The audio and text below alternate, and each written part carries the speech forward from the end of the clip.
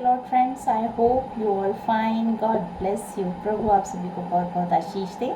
और आज के सैबथ स्कूल में मैं आपका स्वागत करती हूँ। और ये सैबथ स्कूल है 7 मई का और इसका शीर्षक है दो गवाह मारे जाते हैं। यहाँ पे हम पढ़ेंगे कि किस तरह से परमेश्वर के वचन का निरादर हुआ और बाइबल को जो है फ्रांसीसी क्रांति के बाद जो है बहिष्कृत कर दिया गया। और जो है बहुत सारी घटनाएं ऐसी हुई कि धार्मिक धर्म का जो है त्याग कर दिया गया और बहुत सारा जो है लोगों को परेशानियां झेलनी पड़ी।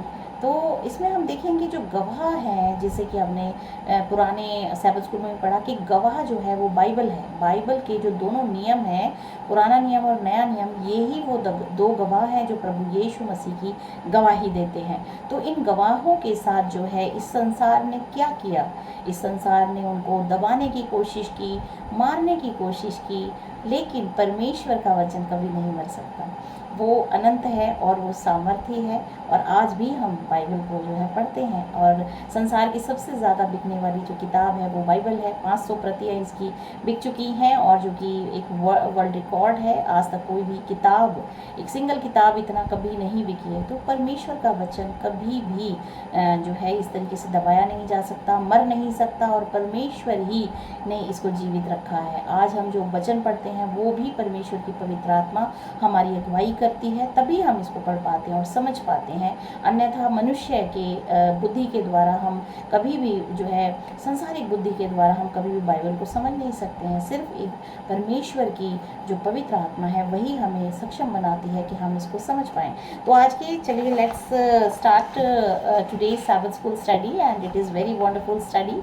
और इसमें हम पढ़ेंगे, इसमें जो पहली वर्स है चैप्टर 11 जो है प्रकाशित वाक्य है, ये स्पेशली जो है आज के सैबथ स्कूल, जो इस वीक का जो सैबथ स्कूल है उसी के ऊपर ही है।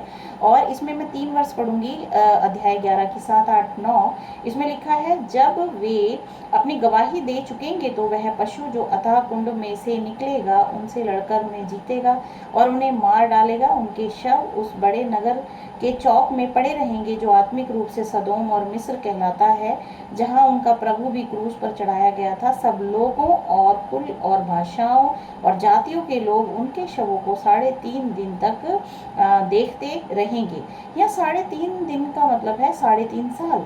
अभी हमने लास्ट सैबथ स्कूल में देखा था कि किस तरीके से जो है 1798 में जो है दोबारा 538 से लेके 1798 का जो समय था वो एक ऐसा समय था जिसमें परमेश्वर का जो है वचन जो है वो दबाया गया। यहाँ पे शैतान के वश में वो समय कर दिया गया जिसमें कि उसने बहुत कोशिश करी परमेश्वर के वचन को रोकने की। और यहाँ पे हम देखते हैं जो 3.5 साल का जो समय है, जो फ्रांस की क्रांति हुई वो हुई 1789 में, 1789 में, 26 नवंबर 1789 में, और ये ख़त्म हुई है 17 जून 1797 में। और यहाँ ये जो समय है, ये जो पूरा समय है, ये आप निकालेंगे तो ये आपका जो समय है ये आएगा, सॉरी ये 1793, नॉट 97, 1789 टू 1793, 26 नवंबर से 17 जून के बीच का जो डिफरेंस है, इसमें हम देखते हैं तो 3.5 साल का समय, 3.5 साल के समय धर्म जो है यहाँ पे प्रतिबंध कर दिया गया था क्रिश्चियनिटी पे, और परमेश्वर के वचन को दबाया गया, बहिष्कार किया गया। और इस समय को ही यहाँ पे लिखा गया है कि वो जो अभी मैंने ये वर्ष पढ़ी 8th वर्ष है, उनके शव उस बड़े नगर के चौक में पड़े रहेंगे जो आत्मिक रूप से सदोम और मिस्र कहलाता है। यहाँ पे इस समय बाइबल का बहिष्करण हुआ और बाइबल को जो है सड़कों पे फेंक दिया गया, जलाया गया। और जो है यहाँ पे फिर हम देखते हैं इस तरीके से परमेश्वर के वचन को मारा गया। और यहाँ पे हम एक चीज़ आगे देखेंगे कि किस तरीके से परमेश्वर का वचन फिर से जीवित हो गया।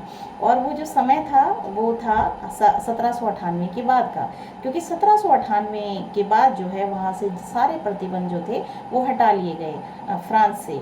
तो इस बीच का जो काल है ये अराजकता का काल है। इसमें परमेश्वर के वचन को दबाया गया, लेकिन दबा नहीं सके क्योंकि परमेश्वर ने अपने श्वास को भेजा।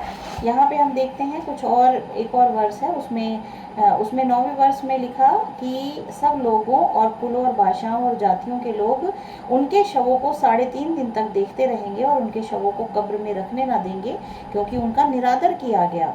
पृथ्वी के रहने वाले उनके मरने से आनंदित और मगन होंगे और एक दूसरे के पास भीड़ भेजेंगे, क्योंकि इन दोनों भविष्यद्वक्ताओं ने पृथ्वी के रहने वालों को सताया था। क्योंकि जो संसारिक जो शिक्षा है वो बाइबल के वचनों से वो प्रभावित होती है, वो दुखी होती है, क्योंकि जो संसारिक शिक्षा है वो हमेशा जो है जो परमेश्वर के वचन के विरोध में कार्य करती है, परमेश्वर की आज्ञाकारिता को वो बहिष्कृत करती है, परमेश्वर की आज्ञाओं को वो ग्रहण नहीं करती है। लेकिन इसीलिए वो पृथ्वी के लोग जो थे परेशान थे गवाही, बाइबल की गवाही से, क्योंकि वो अपने आप को संसारिक ही बना के रखना चाहते हैं, वो कभी भी परमेश्वर के वचन में बढ़ना नहीं चाहते, इसीलिए वो उसको एक्सेप्ट नहीं करते। यहाँ पे परंतु 3.5 दिन के बाद परमेश्वर की ओर से जीवन का श्वास उसमें बैठ गया और वे अपने पांवों के बल खड़े हो गए और उनके देखने वालों पे बड़ा भय छा गया और वो क्रांति खत्म हो गई और दोबारा से जो है परमेश्वर का वचन अस्तित्व में आया और उसका फिर से सम्मान हुआ और वो फिर से जागृत हो गया, जीवित हो गया। इस तरीके से परमेश्वर ने उनमें अपना श्वास डाला और वो जीवित हो गए। परमेश्वर के अनुसार ही इस संसार का हर एक चीज़ जो है घटित हो रही है। हम ये ना समझे जो अराजकता का माहौल है वो मनुष्यों ने बनाया है, जी नहीं, परमेश्वर ने जो है शैतान के वश में वो कर देता है पृथ्वी के लोगों को, पृथ्वी को, और तभी यहाँ पे अराजकता फैलती है, क्योंकि परमेश्वर का वचन सत्य है, इसमें लिखा है तो वो ऐसा है। और परमेश्वर इतना सामर्थ्य है कि वो 1 मिनट में सब कुछ स्टॉप करता है। उसके स्टॉप ना करने के पीछे भी एक रहस्य है। तो हम हर एक पल में, हर एक समय में परमेश्वर का धन्यवाद करें। हम उस पर कोई भी आरोप ना लगाएं कि परमेश्वर ने ऐसा किया।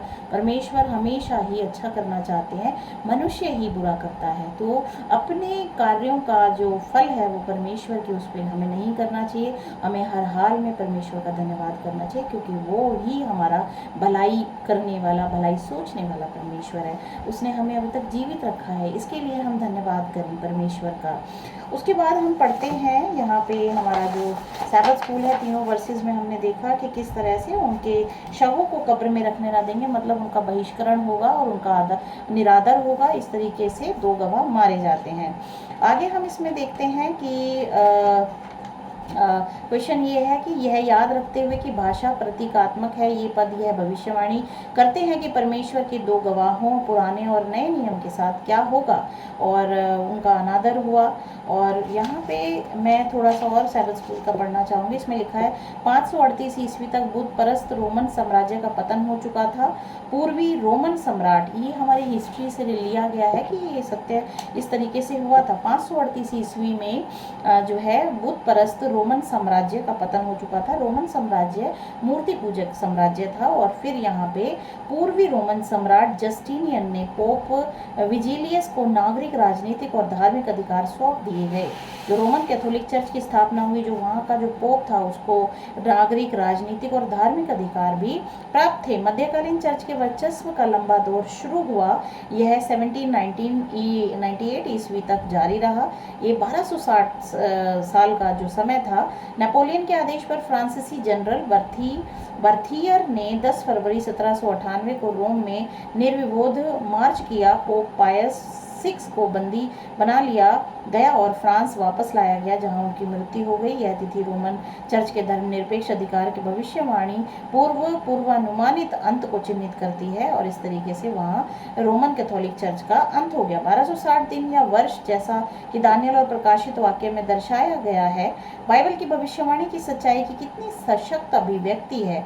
ईसा से 500 वर्ष से भी अधिक पहले लिखने वाले दानियल ने 2300 वर्ष से भी अधिक बाद की घटनाओं की इतनी सटीक भविष्यवाणी की थी। हम सचमुच बाइबल में दी गई भविष्यवाणियों पे भरोसा कर सकते हैं। दानियल ने भी प्रभु यीशु मसीह के जन्म से 500 साल पहले ये सब भविष्यवाणियां करी थी, और 2300 साल का एक पूरा काल के बारे में भविष्यवाणी की थी, जो होने वाला, जो होगा। और परमेश्वर का वचन सत्य है, और जो अभी तक भविष्यवाणियां पूरी नहीं हुई हैं वो भी फ्यूचर में जल्दी ही पूरी होंगी।